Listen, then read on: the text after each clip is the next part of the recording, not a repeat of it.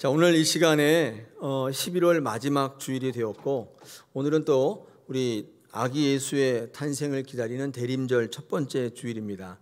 우리 11월 들어서 삶과 신앙에서 승리하는 원리를 계속 묵상하고 있습니다. 우리 교회에 맞는, 물론 삶과 신앙에 승리하는 원리가 어디 한두 가지겠습니까? 그런데 우리의 교회의 처지에 딱 맞는 것을 몇 가지를 한번 기억해 볼 때, 우리 첫째, 사명. 여러분, 사명이 삶과 신앙의 자리에 승리하는 원리가 된다는 사실입니다. 두 번째가 우리 두 번째 주에 말씀. 두말하면 잔소리겠죠. 말씀을 근거로 해서 신앙생활 해야 된다는 것이죠. 또 우리 지난 감사절 때 감사로 승리하자. 삶과 신앙의 원리에서 우리 감사가 빠지면 안 된다고 말씀했습니다. 오늘 마지막 시간의 소망입니다. 삶과 신앙의 자리에 승리할 때 하나님에 대한 소망을 계속 이어갈 수 있어야 됩니다. 그래야 끝까지 달려가게 되고 우리는 삶의 자리에서도 신앙의 자리에서도 승리하는 줄 믿습니다. 오늘도 공교롭게 우리 대림절입니다. 예수님에 대한 소망이 시작되는 그런 주일이죠. 마침내 우리 가운데 오실 주님, 우리가 그 주님을 기다리면서 주님께 소망을 두는 절기의 시작입니다. 우리가 구원을 얻기 위해서 또 이 땅에 오신 주님, 그 주님께 소망을 두고 앞으로도 영원 무궁히 주님을 바라보며 달려가기를 원합니다. 오늘 그 소망에 대해서 같이 한번 묵상하며 나누기를 원합니다.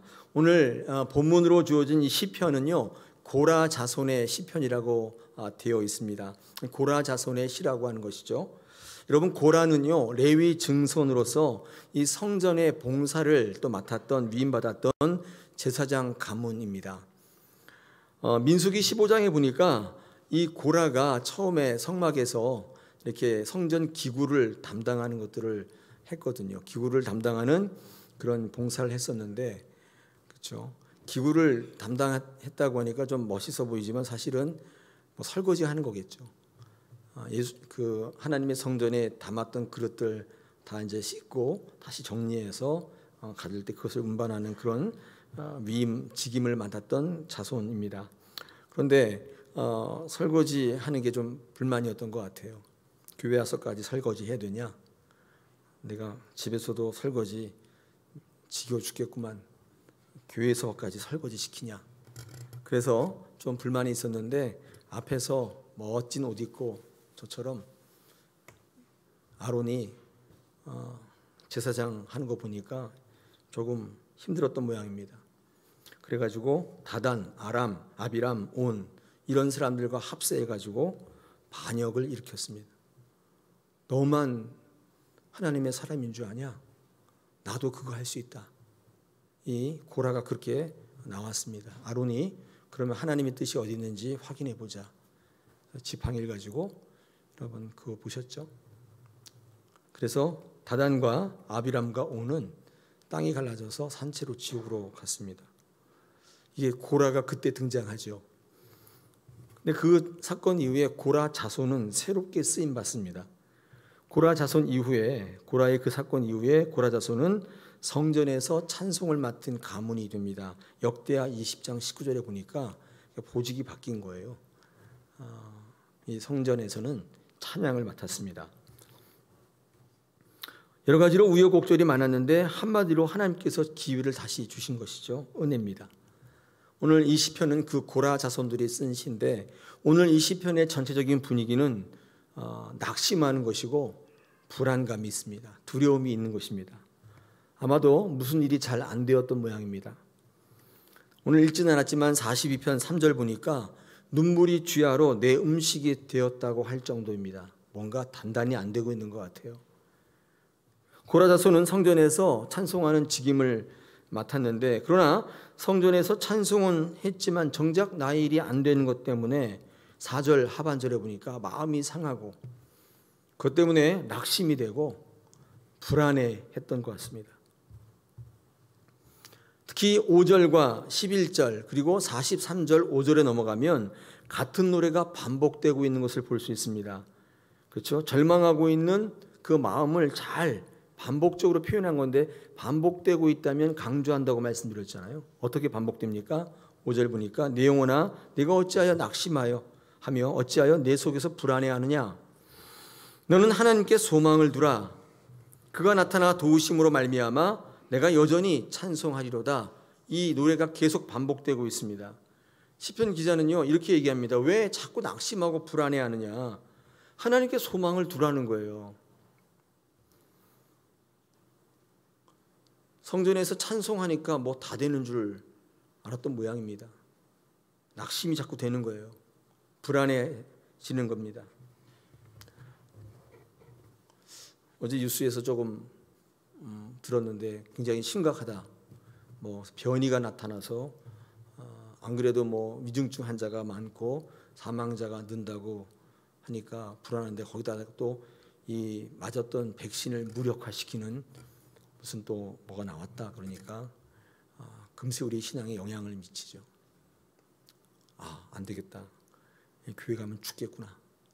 그렇게 생각하실 수도 있는데 오늘 주시는 말씀이 우리에게 뭐라고 말씀하냐면 왜 낙심하고 불안해하느냐.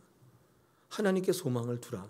그럴 때 너희 입에서 찬송을 계속할 수 있게 된다. 오늘 시편 기자가 우리에게 이야기합니다. 낙심과 불안은 찬양을 계속 이어갈 수 없게 만드는 것입니다. 우리가 하나님을 찬양하고 하나님께 소망을 두지 못하게 하는 것은 어떤 이유든지 사단의 도발입니다. 사탄이 하는 일은 하나님께 계속 소망을 두지 않게 하는 겁니다. 그게 우리의 삶과 신앙의 승리의 원리이기 때문에 그러면 안 되죠. 그래서 하나님께 소망을 끊게 하는 게 사단의 도발이죠.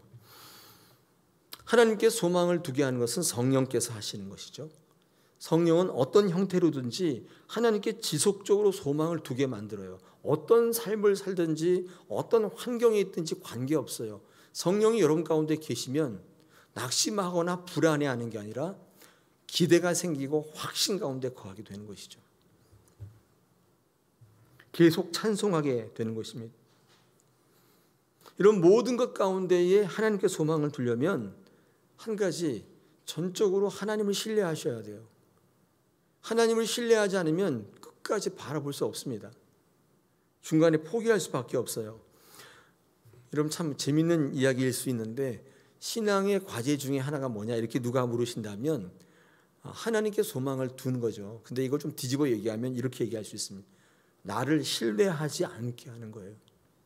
내가 나를 신뢰하지 않게 하는 거. 이게 신앙의 과제예요.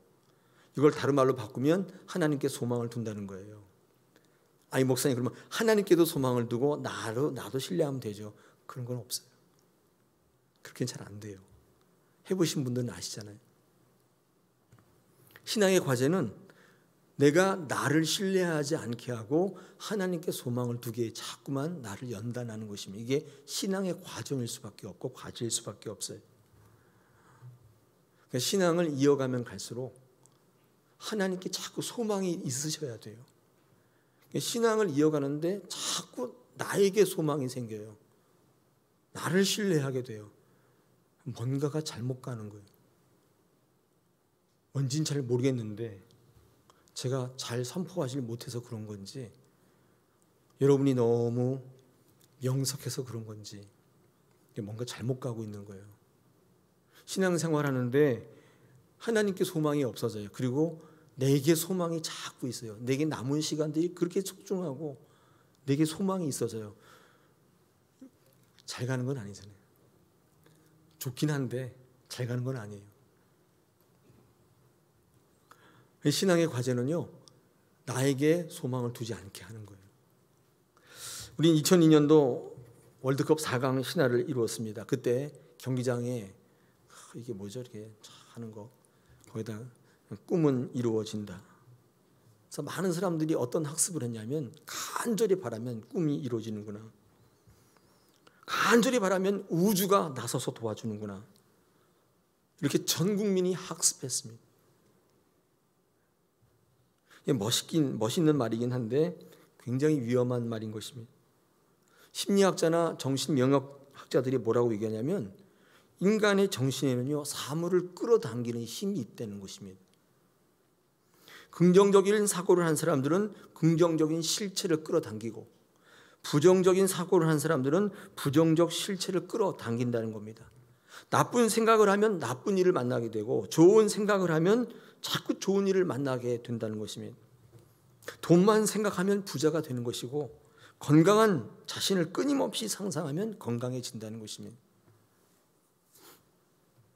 인간의 마음은 뭔가 끌어다니는 힘이 있다고 얘기합니다. 그래서 3단계를 과정을 강조하는데 원하는 거, 간절히 원하는 거, 그 다음에 그렇게 믿는 거, 그 다음에 그것을 받는 거, 3개. 간절함, 그 다음에 확신, 그 다음에 성취, 3가지 단계로 심리학자들이 이야기를 합니다. 그러니까 이 자기를 신뢰를 증폭하는 과정이 간절히 원하는 거, 그렇게 될 것을 확실히 믿는 거, 그다음에 성취하는 거예요. 요컨대 모든 능력이 하나님 안에 있는 게 아니라 자신 안에 있다는 논리예요. 이게 그런 거예요. 꿈은 이루어진다. 여러분 플라시보 효과라고 앞에 보시면 제가 적어왔는데 요것도 사실은 그렇죠. 위약 효과. 이게 뭐냐면 이런 거예요. 플라시보 효과가 위약이라는 건 뭐냐면 약이 가짜다 그 뜻이잖아요. 고통이 너무 심한 환자가 있는데 그래서 이 밀가루 같은 게 뭉쳐가지고 약이라고 하면 줘봤다는 거예요. 근데 이 환자가 이거 먹으면 안 아픕니까? 그래서 이거 되게 좋은 약이기 때문에 먹으면 안 아픈다고 먹었는데 안 아픈 거예요. 고통이 멎었어요. 그 약이에요, 아니에요? 약 아니에요. 밀가루 덩어리. 그 위약 효과라고 합니다. 여러분 이 위약 효과가 뭘 이야기하냐면 외부의 그 어떤 존재의 영향력보다도 중요한 게 인간의 생각이라는 거예요. 이걸 얘기하는 거예요. 좋은 약이라고 생각하면 좋은 약이 되고 나쁜 약이라고 생각하면 아무리 명약이라도 나쁜 약이에요. 그런 얘기입니다. 그러니까 여러분의 마음이 여러분의 생각이 중요하다는 것입니다. 지금 서구를 휩쓸고 있는 종교가 티베트 불교예요. 달라이라마. 이 달라이라마가 뭐라고 설교하고 다니냐면 외부에 신은 없다. 너희 안에 신이 있다. 끝내주시오. 서구 사람들은 여기 열광합니다. 신이 되고 싶은데 기독교 사상이 지배하고 있는 서구 사상에 이 달라이라마라는 고승이 와가지고 외부에 신은 없다. 네가 신이다. 네가 생각하기 나름이다. 이렇게 설교한 거예요. 막 난립니다. 여러분 세상이 주장하는 논리 가운데 참 재미있는 게 양면성이 있는데 여러분 세상은 그냥 철저히 외부의 실존적 힘에 의해서 돌아간다고 생각을 하는 경우가 있고요. 그래서 과학이나 이렇게 실제로 존재하는 증명이 되는 것들이 에서 돌아간다는 논리가 있고 또 한편으로는요. 이 외부적 실체 영향과 능력을 무시하는 것도 있습니다. 지금 위약 효과 같은 거예요. 과학으로 증명되는 외부의 실체적 힘이 있어야 한다고 얘기하는 반면 또 한편으로는요. 그런 위약 효과 같은 그런 외부의 힘을 무시하는 그런 논리도 있어요. 이게 무슨 말이냐면 이게 인본주의의 대표적 성향입니다. 이런 거예요. 되는 것은 나의 노력 때문에 된 것이고 안 되는 것은 강한 원함이 있으면 가능하다는 거예요. 그게 인본주의예요. 우리 마음이 원하면 뭐든지 이룰 수 있다는 것입니다. 인간의 자기 신뢰의 무한대성을 강조하는 거예요. 이게 인본주의예요. 우리는 못하는 것이 없어요. 그렇기 때문에 우리는 못하는 게 없는 거예요. 그래서 딱 부러지게 정의는 안 했는데 그리고 그렇게 말하면 다들 부정할지 모르겠는데 자신이 신이라는 겁니다. 내가 신이라고 얘기하는 거예요. 그게 인본주의예요. 여러분 인본주의 신앙은 뭐냐 그러면 자기를 만족하는 신앙이에요. 모든 게 자기 중심이에요. 하나님도 자기를 중심으로 돌아요. 이게 인본주의 신앙이에요. 이게 왜 위험하냐면 복음이 들리질 않아요. 인본주의 신앙을 갖고 있으면 복음이 선포를 해도 이 귀에서 다 걸러요. 내게 뭐가 유익한 거를 다 잘라내요. 그래서 그거를 받지 않기 때문에 인본주의 신앙, 자기중심적 신앙을 갖고 있는데 그것도 신앙이라고 할 수 있는데 그렇게 되면 적어도 하나님의 말씀은 들리지 않게 되는 것입니다. 그럼 신본주의 신앙은 뭐냐? 말씀이 들리게 하는 신앙이죠. 하나님의 말씀이 들려요. 그래서 책망이 들려요. 그래서 고쳐지게 되고 변화를 추구하게 되는 것입니다. 하나님 중심으로 살아가게 만들어 주는 것입니다. 우리 교회 안에는 하나님을 신뢰하지 않고 자기를 신뢰하는 신앙도 있을 수 있습니다. 하나님을 기쁘시게 하는 신앙이 있는가 하면 자기 만족을 위한 신앙이 있습니다. 크게 이렇게 갈라져요.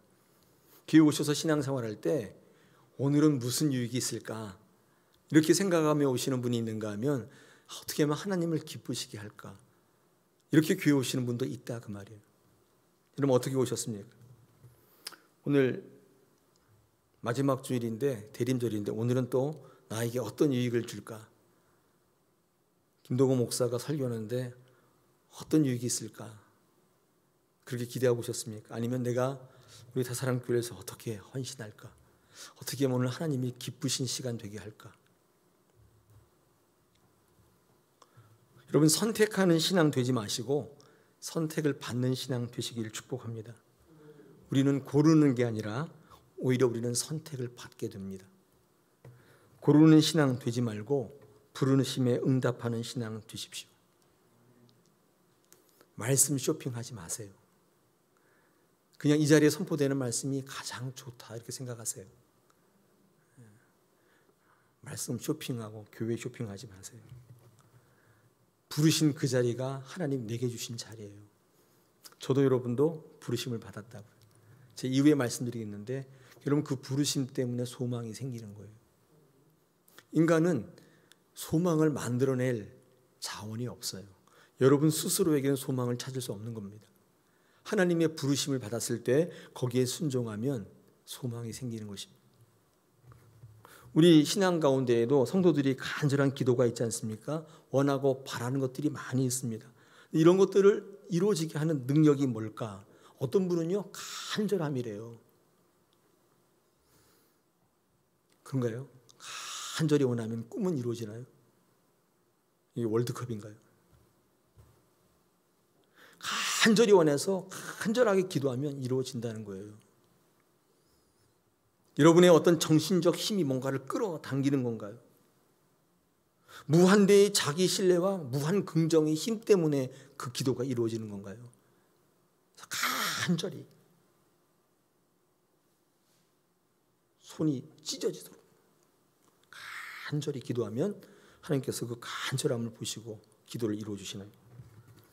여러분 무한 긍정 참 좋아 보이는 것처럼 생각이 되는데 여기에는 치명적 단점이 두 가지가 있습니다. 제가 한번 적어왔는데 보십시오. 첫째가 도덕성의 결여인데 여러분 나는 정말 잘 될 거야. 나는 정말 잘 될 거야. 이렇게 한번 계속 외쳐보십시오. 그러면 어떻게 그 사람이 되냐면 자기 위주가 돼요. 자기의 편향대로 살아요. 또 자기의 기준, 자기의 진리를 가지고 살게 돼요. 그래서 결과적으로는요 자기가 모든 것을 결정하는 신의 자리에 올라앉아요. 싫든 좋든 사실이에요. 무한 자기를 긍정하는 사람이 갖고 있는 특징 중에 하나가 이 도덕성, 이 신적인 도덕성, 이게 결여가 돼요. 또 하나가 뭐냐면 현실성의 결여인데 삶이 얼마나 처절한 것인가를 망각하게 돼요.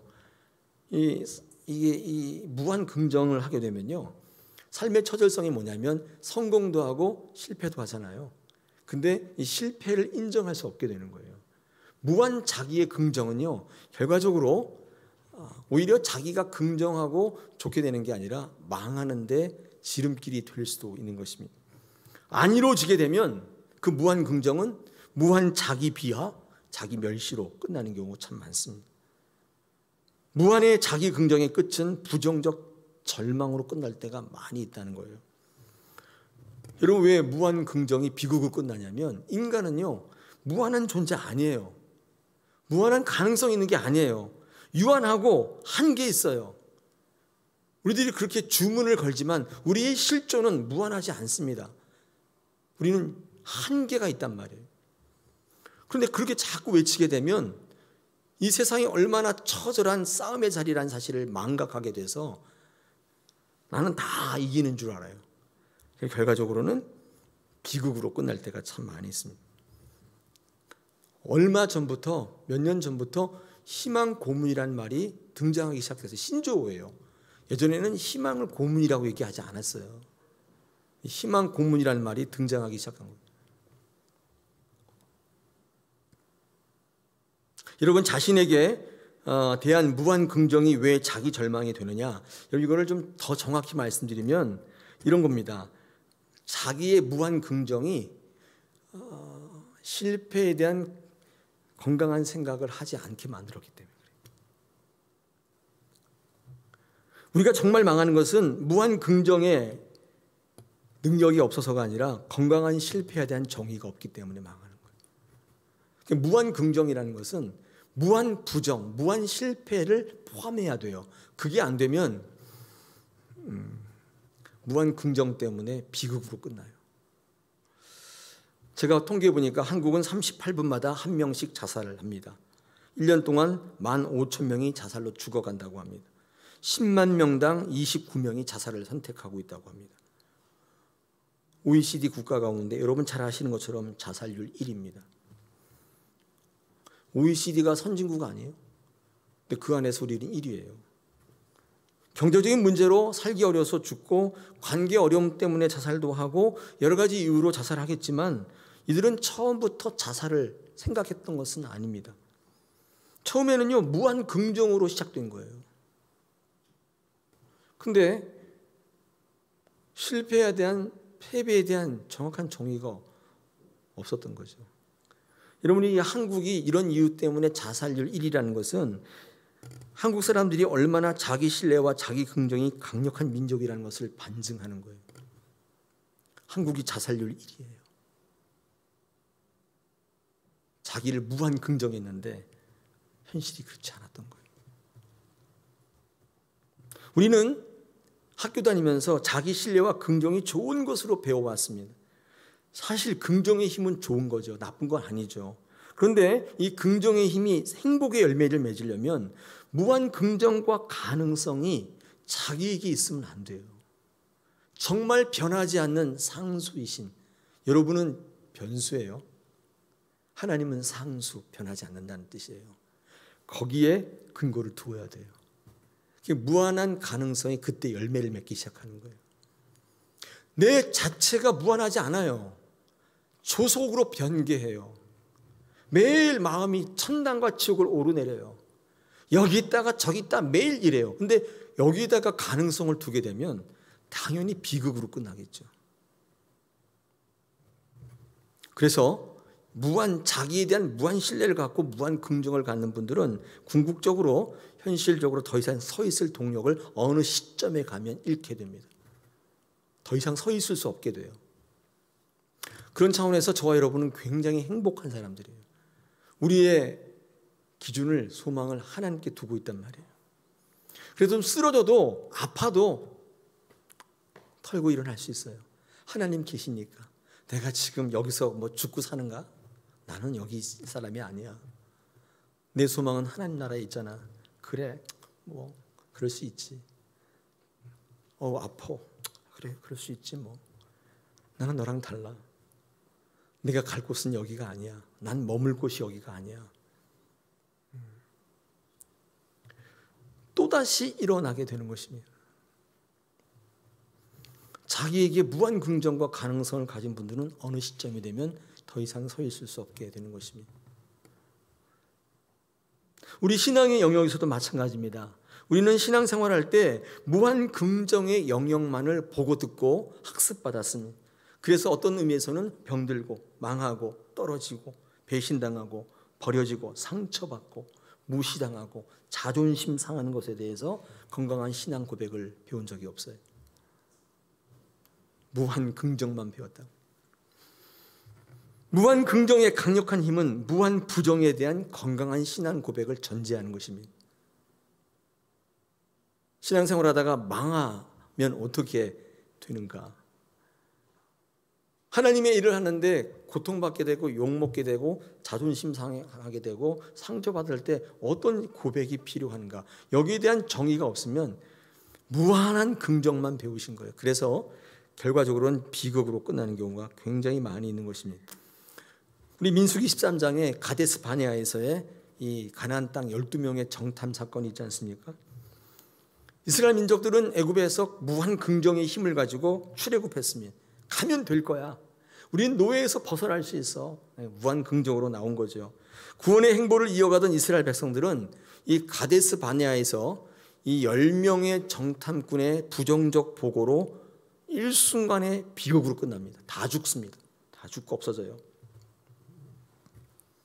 왜 그렇습니까? 하나님이 하시는 일에 대한 무한 긍정과 더불어서 무한 부정에 대한 건강한 신앙 고백이 없었기 때문에. 여러분, 천국이 너무나 좋은 것인 만큼 지옥의 치명적 위험성도 알고 계셔야 돼요. 우리는 천국에 대한 무한 긍정만 배워왔어요. 신앙생활 중에 지옥을 얘기하고 지금 지옥을 설교하는 것은 매우 부정적인 것이며 은혜가 되지 못한다고 생각을 해왔습니다. 한국교회 성도들에게 지옥의 개념이 굉장히 동화적이에요. 불교의 지옥의 개념을 가지고 와서 믿고 있어요. 성경에서 말씀하는 천국과 지옥에 대한 이 정의가 없는데 얼마나 위험할까요? 여러분, 다윗이 위대했던 이유는 싸움마다 승리했기 때문이 아니에요. 알고 계시잖아요. 그는 실패에 대한 건강한 신앙 고백이 있었기 때문이에요. 그가 위대한 거예요.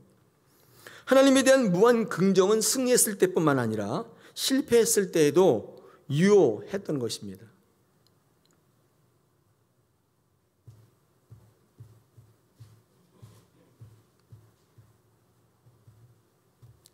그렇죠. 이 다윗은 그런 신앙 고백이 있었던 거예요.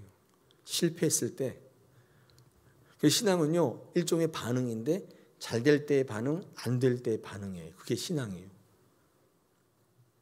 잘 될 때 어떻게 반응할 건가, 잘못되었을 때 어떻게 반응하느냐의 문제가 신앙인 것입니다. 자, 그렇다면 삶과 신앙에 있어서 승리의 원리로서의 소망이 어떤 것이냐를 한번 살펴볼 텐데, 이 앞에 있는 데살로니가전서 5장을 한번 보겠습니다. 8절에 이렇게 되어 있습니다. 우리는 낮에 속하였으니 정신을 차리고 믿음과 사랑에 호신경을 붙이고 구원의 소망의 투구를 쓰자.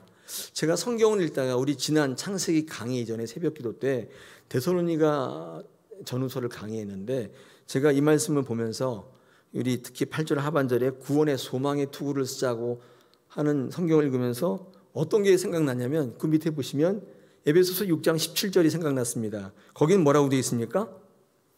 구원의 투구라고 되어 있는데 다르죠. 에베소서 6장 17절은 전신갑주를 이야기할 때 구원의 투구라고 했는데 왜 데살로니가 교회 성도들한테는 구원의 소망의 투구라고 했을까? 당연히 궁금해지지 않겠습니까?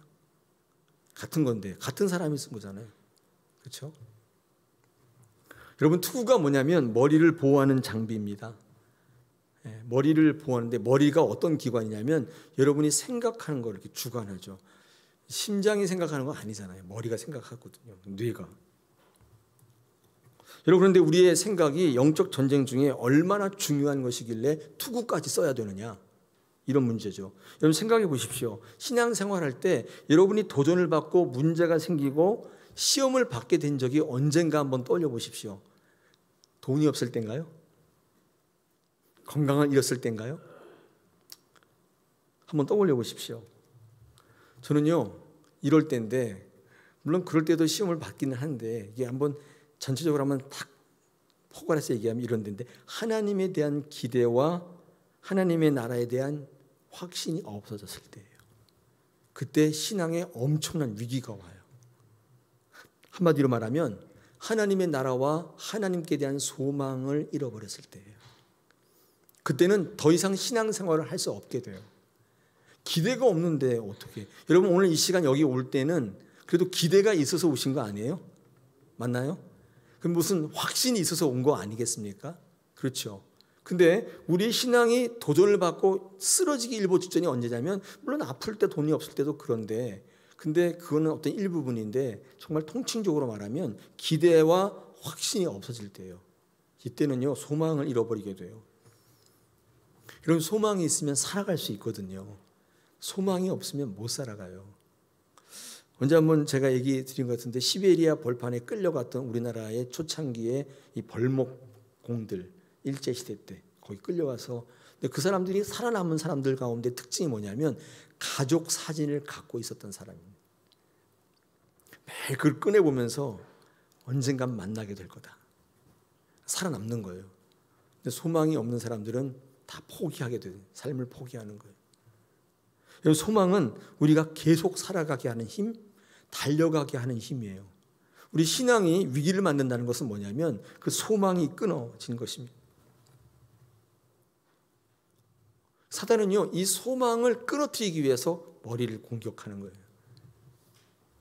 여러분 머릿속의 소망이, 구원이 굉장히 애매해지게 만들고 추상적으로 될 때 우리는 더 이상 갈 수 없게 됩니다. 중간에 포기할 수밖에 없는 것입니다. 여러분 구원이 소망이라는 사실을 모른다면 당장의 필요와 요구에 따라 우리의 구원을 놓을 때가 많아요. 이런 구원은요, 소망인 거예요. 끝까지 가야 되는 거예요. 소망을 가져야 되는 거예요. 구원은 결국 우리가 믿는 바, 구원 그 결과를 결국을 기다리는 신앙이라고 말할 수밖에 없습니다. 우리 성경에는요, 인내와 소망이 항상 같이 나와요. 참아야 소망이 있는 것입니다. 참지 못하면 중간에 그만두게 되는 것입니다. 자기 자리를 이탈하게 되는 것입니다. 더 좋은 것을 찾아가는 것입니다. 살기 위해서 가는 것입니다. 소망이 있으면 죽더라도 가는 것입니다. 그래서 이걸 약간 바꾸면 사명이 되는 것입니다. 사명은 뭐예요? 죽더라도 가는 길입니다. 죽을 줄 알고 가는 길이에요. 그게 사명 아닙니까?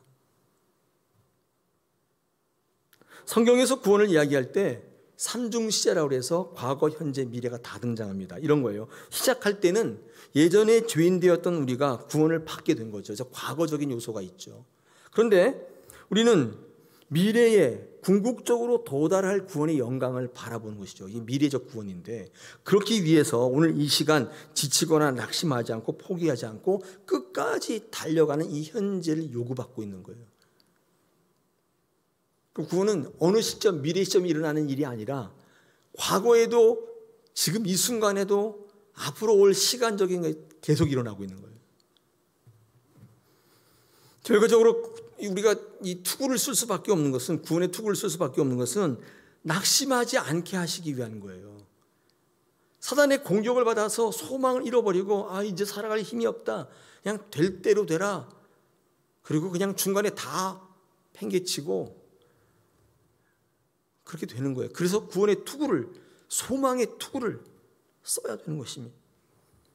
피곤하고 낙심하는 문제로 구원의 소망을 잃고 현실적으로 돌아가는 일을 이 투구가 막는 거예요. 투구를 쓰셔야 돼요. 아니면 여러분의 생각이 계속 공격받아요. 구원은 그러므로 계속 달려가야 하는 문제인 것입니다. 계속 달려가게 하는 힘이에요. 소망. 구원을 이루는 게 소망이. 소망은 피곤과 상처를 견디게 하는 힘이고, 소망은 가능성 없음을 이기게 하는 것입니다. 소망은 낙심치 않게 만드는 것입니다. 하나님의 나라에 대한 소망이 사라지는 순간 우리는 다시는 일어나지 못하게 되는 것입니다. 아까도 말씀드렸듯이 그럼 소망이 어디서 나오냐? 내가 소망을 가져야지 이렇게 한다고 소망이 생기느냐? 그렇지 않습니다. 아까도 말씀드렸는데 소망은 여러분에게서 발견할 수 없어요. 여러분은 소망적인 존재가 아니에요. 절망적인 존재예요.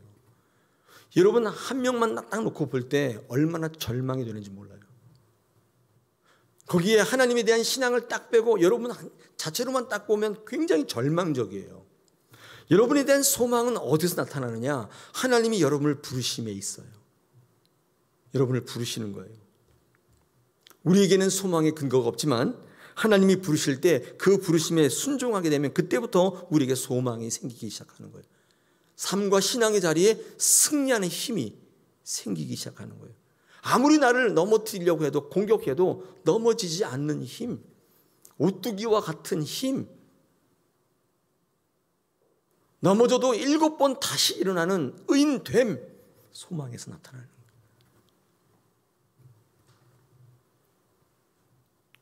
여러분, 이 부르심의 소망이 없으면 신앙생활이 매우 부담스럽고 힘들다고 이야기하게 되는 것입니다. 우리가 부르심 받은 믿음의 선진들의 한번 삶을 한번 살펴보십시오. 아브라함 보세요. 모세 보세요. 다윗 보세요. 세례요한 보세요. 사도 바울 보세요. 그들이 하나님으로부터 부름받았을 때 갈등과 번민과 고단한 삶의 연속이었던 것입니다. 그런데도 불구하고 그들은 중간에 그만두지 않았습니다. 이유가 뭐예요? 하나님이 소망을 가졌기 때문에 그렇습니다. 부르실 때 순종함으로 하나님께서 그 마음에 소망을 주셨습니다. 때로는 생명의 위협도 감수해야만 했습니다. 자신의 의지와는 전혀 다른 삶을 살았어요. 그럼에도 불구하고 사도 바울의 고백에 보면 달려갈 길 다가고 믿음을 지키고, 그렇죠. 여러분, 그 선한 싸움을 싸우고 난 여기까지 왔다고 그는 고백하고 있는 것입니다. 중간에 해보니까 안 돼가지고 나는 그만뒀다. 그게 내 길이 아닌가 봐. 나는 그만뒀다. 그렇게 얘기한 적이 없어요. 끝까지 달려간 것입니다. 사도 바울 서신에 이런 소망에 대한 권면이 굉장히 많은 것은 많은 사람들이 이런 도전을 많이 받았고, 그리고 하나님에 대한 소망을 끝까지 이어갈 수 없었던 이 현실을 사도 바울은 안타깝게 생각했던 것 같아요. 소망을 가지라, 인내를 가지라, 이 말을 계속 반복할 수밖에 없었던 것입니다. 이 말은 그의 삶조차도 그랬다는 뜻입니다. 여러분, 이 하나님의 부르심의 소망은 어떤 결과로 나타나는가? 여기 한번 보십시오. 로마서 8장 18절에 생각하건대 현재의 고난은 장차 우리에게 나타날 영광과 비교할 수 없다, 이렇게 되어 있습니다. 여러분, 이 현재의 고난이라는 것을 하나님의 부르심의 소망과 일치할 수밖에 없어요. 왜냐하면 하나님이 부르신 소망대로 살려면, 부르심대로 살려면 힘들어요. 아까 사도 바울의 삶처럼. 그러나 그의 현재의 고난은 우리에게 비교할 수 없을 만큼의 큰 영광으로 드러나게 되는 것입니다. 다시 말해서 믿는 이들의 부르심의 소망은 천국을 유업으로 받게 되는 것입니다. 상급이 주어지는, 상주심을 바라보게 되는 것입니다. 아멘. 할렐루야.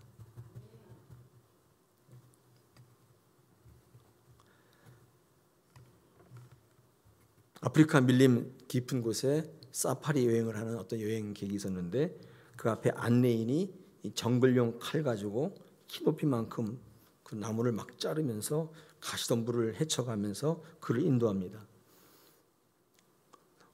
갑자기 확 달려드는 뱀을 탁 잡아가지고 목을 꺾어버리고 던져버립니다. 그리고 지나가는데 이따만한 독거미가 내리는데 그거를 탁 쳐버립니다. 뒤에 따라가는 여행객은 팔팔 떨면서 이거 어떻게 되나, 그러면서 따라가는데 도저히 참지 못해서 그 안내하는 사람에게 도대체 어디로 가는 겁니까? 어디까지 가는 겁니까? 무서워 미치겠습니다. 그랬더니 그 가이드가 뒤를 딱 보면서 이렇게 이야기했습니다. 내가 곧 길입니다. 다른 말 하지 말고 따라오세요. 내가 길이니까 잔말하지 말고 따라오세요. 뱀이 무섭더라도, 독거미가 무섭더라도 나 뒤를 따라오면 됩니다.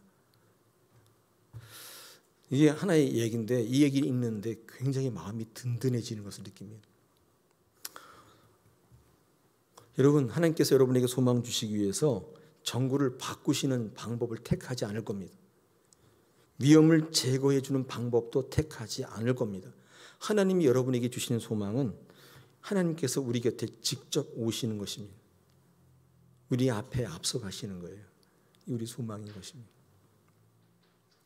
1년을 다 마치는데 연말에 다사랑교회에 대한 영적 도전이 극심합니다. 왜 극심하냐면 여러분만 어려운 게 아니라 우리 교육자 전체가 어렵습니다.